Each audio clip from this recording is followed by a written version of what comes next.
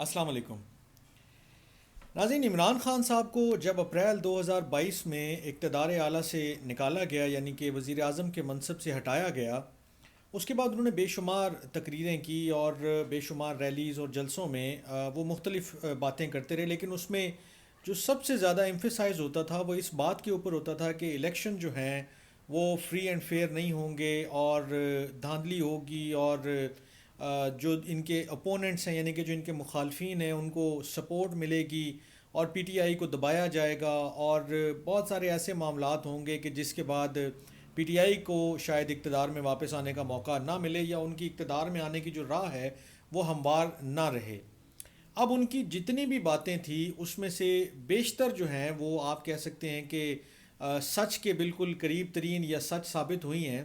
لیکن اس میں ایک پرابلم ہے۔ وہ پرابلم میں تھوڑا سا آگے چل کے جا کے بتاتا ہوں، لیکن کیا چیزیں انہوں نے پریڈکٹ کی تھیں اور وہ کیسے ٹھیک ثابت ہو رہی ہیں، اس پہ تھوڑا سا جو ہے نا وہ میں آپ سے کچھ شیئر کر لیتا ہوں۔ یہ جو پاکستان کے سیاسی معاملات ہیں، الیکشن کے معاملات ہیں، پاکستان میں گورننس کے جو معاملات ہیں، اور پاکستان میں جو اوور آل ایک سچویشن ہے جس میں کانسٹیٹیوشنل اور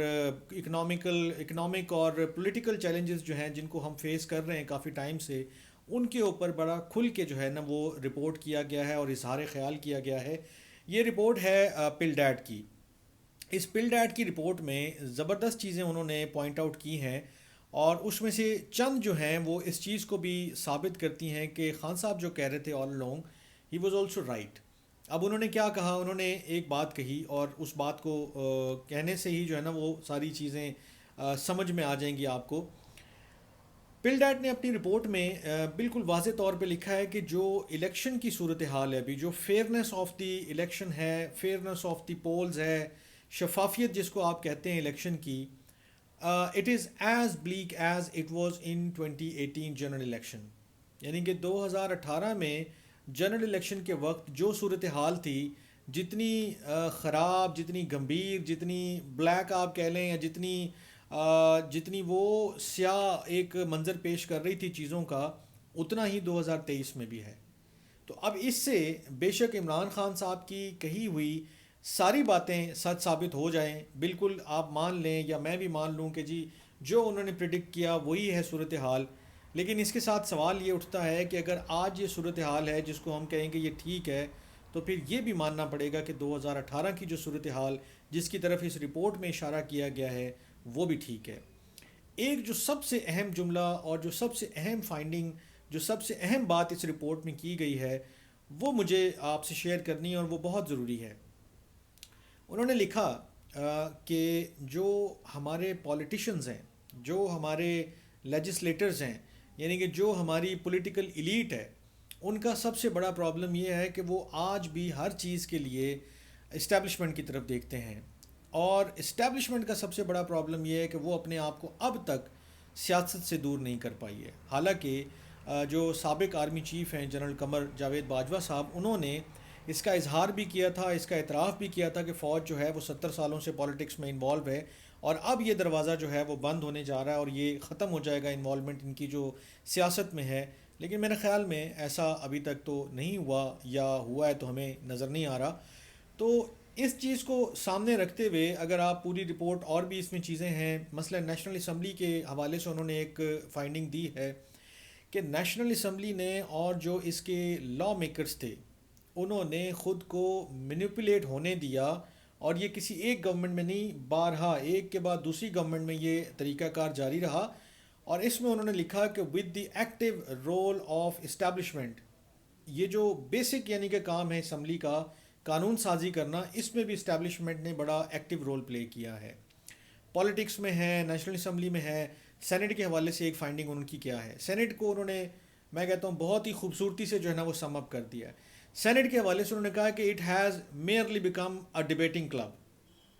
بالکل ٹھیک بات ہے، آپ جائیں، کوئی بل کی بات نہیں ہو رہی، کوئی قانون کی بات نہیں ہو رہی ہیں، مطلب میں یہ نہیں کہتا ہوں کہ بالکل نہیں ہو رہی، لیکن اس کا کوئی پروڈکٹیو حاصل حصول نہیں ہو رہا۔ بس فار دی سیک آف، وہ کہتے ہیں کہ آپ سینیٹر بن گئے، اجلاس بلا لیا، ایجنڈا ہے، بات کرنی ہے تو ایشو اٹھا دیا، چلو جی چل سو چل، کام آگے چل رہا ہے، لیکن کوئی پروڈکٹیو اس کا جو ہے نا آؤٹ کم نہیں آ رہا، کسی طرح سے وہ فائدہ مند نہیں ہے۔ اسمبلیوں کے رول کے حوالے سے انہوں نے اپنی جو